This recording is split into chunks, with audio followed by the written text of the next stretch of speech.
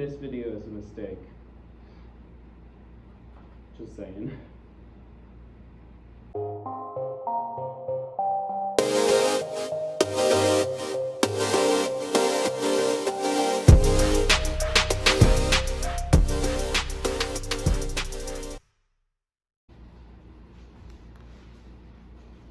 So,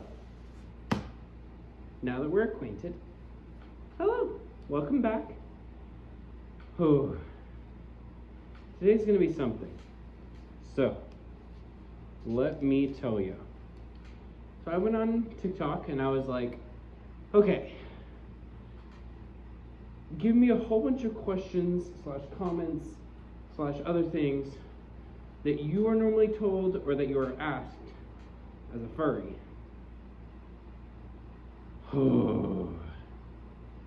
Now, of course, there were always like the really cute ones that were like really sweet and really nice, and some of them that were kind of thought-provoking. And then, of course, we have the stereotypical ones that every furry hears, that every furry dreads to hear in person. So, I made a whole list of some of the ones that I got on TikTok, plus a few of the ones that I kind of enjoyed, and I'm gonna go through and answer them. And hopefully some of the ones that are a little more thought-provoking, they'll give you a few answers that at least make sense, especially if you're new here, if you don't exactly know what a furry is. So, and if you are new here, why are you on this channel? How did you find me? How was this? This is an accident. Oh God.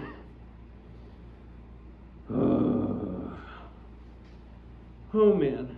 Okay, well, let's get into it, I guess. I have a whole bunch of questions that I have to get through. So here we go. Q&A time with Axium, I guess is what I'll call this.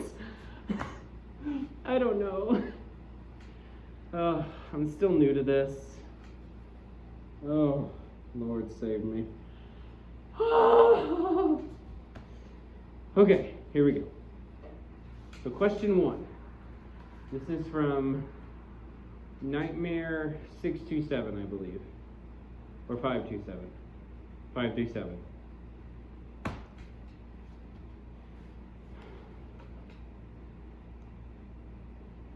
Okay. So first question of the day. Pretty simple one, makes sense. From Nightmare 527 on TikTok. I'm just gonna go through and kind of, if I remember the name, then I'm gonna go through and list them. So, and I'll also put it in the description so you can see everyone's comment. And so, the first comment or / question was, what is your sona? Now, brief thing for sona. If you don't know what that is, hello, once again, you're on a furry channel, I don't know why you're here. But a persona is basically a person, it's a person's character. It's like an OC, but it's an animal. And it's a furry, hello. And it's a very furry animal. And so, with that definition out of the way, my sona, or persona, is a fox / wolf dog. My persona is a fox / African wild dog. Now, I know that sounds kind of weird, but one of the most common things in the fandom is mixing different animals for specific looks that you like, or for a certain trait that you enjoy. So for example, with Axium, I like the look of a fox, the color scheme, but at the same time, I love like how the spots that are on the back of him look, because they look really good, and I really like how they look. And those spots come from an African wild dog. Hence why I use them, and hence why I mix the two. So like, that's a super common thing in our fandom, and so I think it's kind of neat. And it makes everyone's character more interesting, and it's very fun. There's a lot of variety that you can do. Question 2. This is from Ink the Rabbit. What does it look like through the eyes of a head? Now, okay, so I don't know if I can speak for all furries here, but my suit, they have little glass, or not exactly glass, I'm not entirely sure what it is. It's a material that's not like the normal mesh. And so, at least for me, it's a little weird because sometimes they get fogged up. Then I have to sit there and like breathe like really deeply and like breathe through the mouth a whole lot just so I like can actually see. And so that's a little weird for me, but for others I'm sure it's different because they have the mesh eyes. So I mean, I can see pretty clearly actually, except for like a little band in the middle, just because the eyes are a little, like they're spaced differently to make it look more realistic, or not realistic, more cartoony. And so you kind of have to like turn just a little bit so you can see. That's why if you notice me just kind of like turning every once in a while and like moving, it's so I can see the camera and see you guys and see my computer that has all the questions on it. So yeah, I mean, it's a little different for me, but I know that a lot of people see it and it's very obstructive, so it's very hard to see. But at least for me, it's not too bad. So that's a cool little thing about what my suit has to offer myself. So question 3. Now, the only reason why I'm including this one is because it made me laugh really hard. So this one was from Crimson Owo.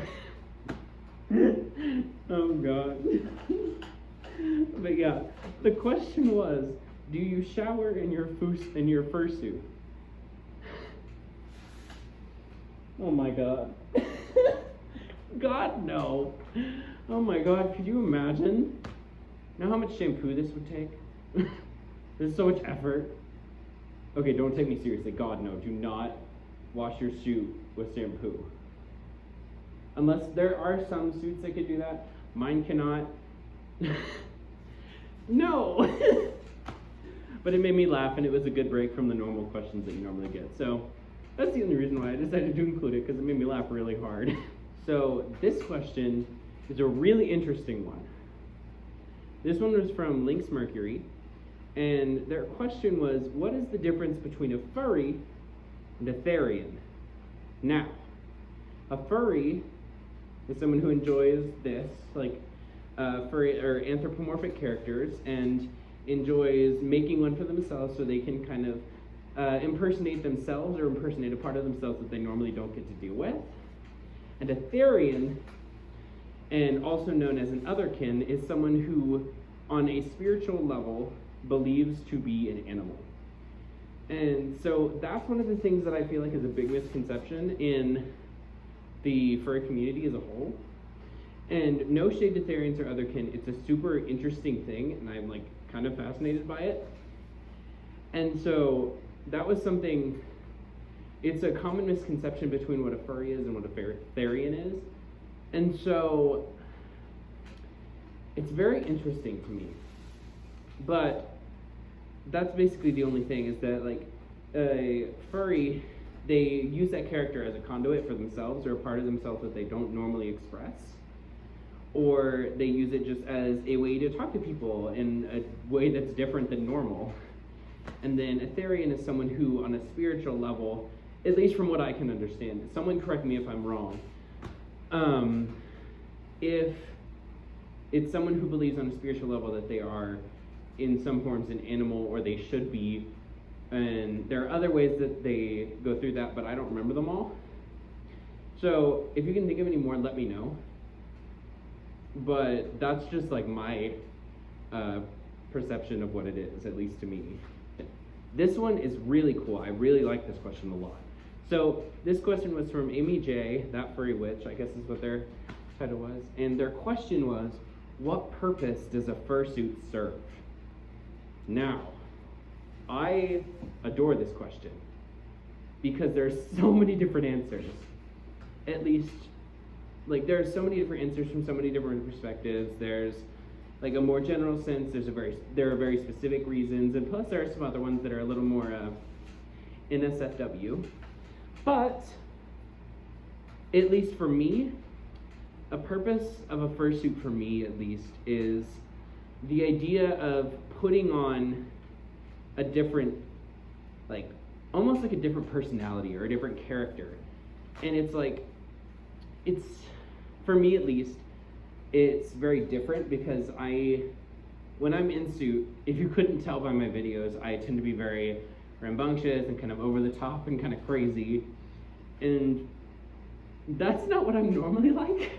in the easiest way to put it, that's not what I'm normally like. So, like, one of the purposes for at least my fursuit is this idea of putting on a mask and being able to channel things about yourself that you wouldn't be able to, at least in a normal climate, because I know some like other people deal with this a lot, and they like some people deal with these different issues like ADHD or like these different problems that are more ingrained in your mind, like you have depression or anxiety or all these different issues that are all horrible things to deal with. And at least for me, one of my big things was always in elementary school, middle school, I was always super excited about everything, and so that tended to freak people out. But whenever I'm in suit and I'm super excited about something, everyone else is excited with me. And it's like that idea of that, like, expressing myself the way that I couldn't as a child. And that's something, at least to me, that I kind of cherish as I've slowly been getting used to wearing this and putting on this different persona, or this fursona. But yeah, it's that idea of being able to put on a different personality and express yourself in a different way. And I feel like it's super beneficial, at least for me. Like, it's helped me come out of my shell a whole lot, and of course we've been in quarantine, so there hasn't been much to do. But it's definitely helped. And I feel like that's something that people tend to like skirt by. They're like, oh, it's this expensive carpet that you wear around for just to do stuff in and like hang out and dance and stuff. But I feel like there's this other side of it that we rarely see. It's just something that just kind of happens. And I feel like most people don't really talk about it. And so I just felt like I needed to say something about it, because it's this idea of like helping yourself become yourself, if that makes sense. I know it's super weird, but it's that idea, and it's really cool to be able to express yourself in a way without having other people judge you based on what you look like. Now, I know that sounds weird, but it really isn't, because if you're thinking about it along the lines of, like, I'm super self-conscious, and so putting on a fursuit, it's like, I don't feel self-conscious anymore because no one can see my face. Hence why I've kept my face secret. But it's that idea, and I feel like it's really helpful, for me at least, and I mean, I know of a few others that definitely feel that way as well. But a pretty common thing that we don't really talk about, and I wish we would more, because it's amazing about our community. Oh man, we have so many more questions to go. Oh god. Oh gosh, okay. So the next one is one that I'm going to make a separate video on it, but I'm going to touch on it really briefly. So next question was, how did you get into the furry fandom? And that was from his name, Hector Hee. It made me laugh. Made me think of Michael Jackson. Anyway, so that question is really interesting, and as I said, I'm going to make a separate video on it. But to keep it short and simple, I was obsessed with werewolves for like, I don't know, a few months. And then I kind of like dabbled some more, and I was like, oh, these characters are kind of cool. And so I started like dabbling, and I was like werewolf characters, and then I branched out, I was like fox characters. And then, of course, I'd already seen like Fox and that, or like all the standard ones like Robin Hood, and like all of the movies that anthropomorphize characters and like that are animals. And so I was like, I never knew this had a name. And so I kind of like moved on with that, and eventually led me to the furry fandom. But there was a super big event that took place that kind of got me into that. And as I said, I'm gonna make a separate video on it, so I'm gonna leave it at that. But just so you know, that's coming. Hold me to that. Do not let me forget, because it's a crazy story. And that also leads me to the next question, which was, did I have any inspiration for the design of my fursuit? Yes. And that design for this fursuit actually came from that event. So I'm going to keep that a secret as well until that video. So as I said, do not let me forget about that. And finally, that question was from Strix Wolf, and there was a second part of it. how long did it take to make him? So Axium, it took him, the artist that made him took about 2 weeks to make him, and then paws, tail. So, I mean, honestly, not that long. It's kind of crazy, like, you don't really think about it as a super long time, but then whenever you're sitting there waiting for it, it's like, oh my god, he's never gonna come in. I'm gonna die before he comes in. But in reality, it really wasn't that long. So, and it's super crazy what the artist got done so fast. Like, look at him. He's adorable. And it's like, you did this in 2 weeks. I'm so immensely impressed. Oh. All right. Here's the question. The big question. We all knew it was coming. It's the most common question that we're all asked, probably on almost a daily basis, at least on TikTok. Here it is. Now, this was put on the post multiple times, so I'm not gonna list all the people, but I'm gonna say it was on there multiple times, and we all know the question: do you have sex with animals? Do you have your way with animals? And then my favorite way of someone describing it: do you do it for two no-nos with animals? Excuse me? What? But I mean, it gets the point across. And the answer to that is, of course, no. Crazy, right? I know, wow, oh my gosh, it's legendary. So, the answer to that, no, God no, of course not, dear Lord. No, there's a different thing for that. It's called bestiality, or zoophilia, which is not okay. It's not okay. Let me put that, not okay. Hence why we don't do it.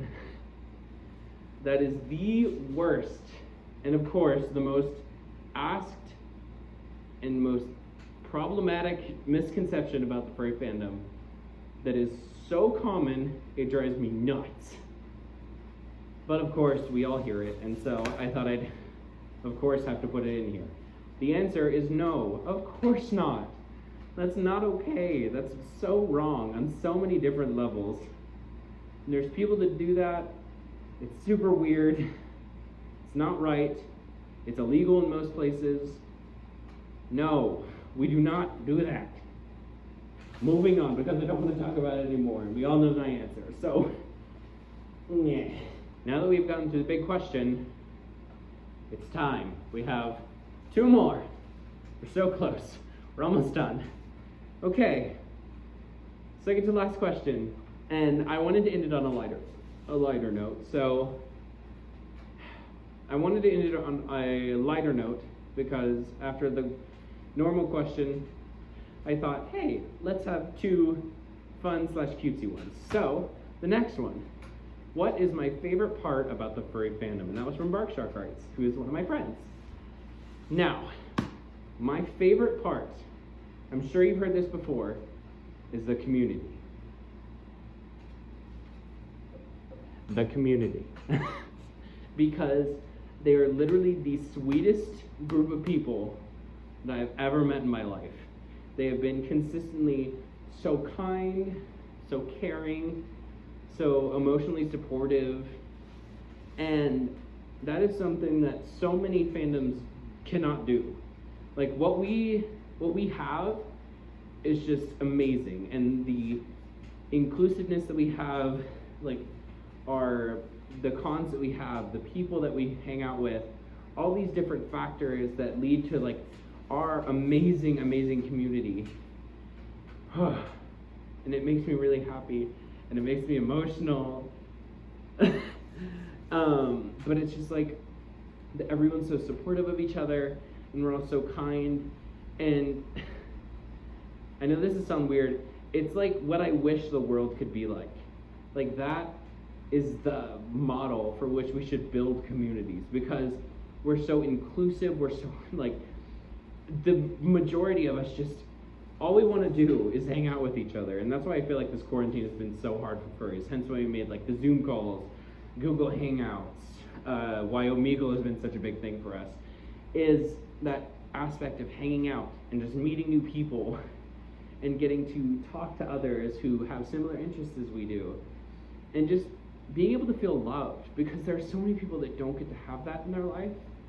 And so joining a community where that's mainstream and that's one of the most common things that we deal with is just absolutely amazing. And God, I'm gonna cry. And this community has just done so much. I mean, for me, in the least, it's done so much for me. And I have friends who it's helped them through so much. And like, it's helped me through my personal struggles that I've had throughout my life with depression, a whole bunch of other things, a whole bunch of taboo things that we don't like talking about. And a lot of those things are really hard because you're on your own. So just having that community to fall back on and being able to come to someone that you've never met before and just be like, hey, I really need to get something off my chest. Can you listen to me talk about it? And pretty much every time it's always, yes, of course, what can I help you with? Do you need something? Can I get you something? Like, do you just need to sit down and talk about it? And it's like, whenever I made that post, I made a post a few weeks ago on TikTok. And it was basically, I was just having a really bad day. And I was just not feeling it. Everyone that I had been living with for months had to move out and go home because of the quarantine. And so I was in my room, or I was in the living room, sitting there playing Minecraft and just feeling like horrible about myself. And then I made that post, and just the overwhelming response that I got of just people asking if I was okay, if I needed anything, all these wonderful jokes that I had asked for. And it was really helpful for me. And it's that idea of being able to go to a community like that. It's amazing. And that's why it's my favorite part. It's just because it's just an amazing group of people that we all get to hang out with all the time. And it's just crazy. Oh my God. If I could fan my eyes because I'm like crying, I could, but the air does not reach my face. The last question. Dun, dun, dun.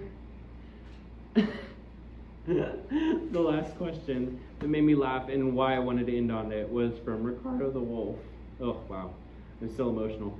It was from Ricardo the Wolf. And it made me laugh, and it was really sweet. It was really sweet and really cute.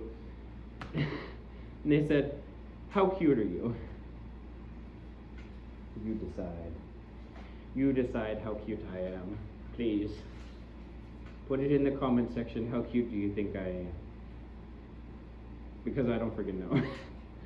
I mean, I'll think he's cute till the day I die because he's the first fursuit I ever had, and I adore him to the moon and back. But tell me, what do you enjoy about him? But yeah, we made it. We made it through all the questions.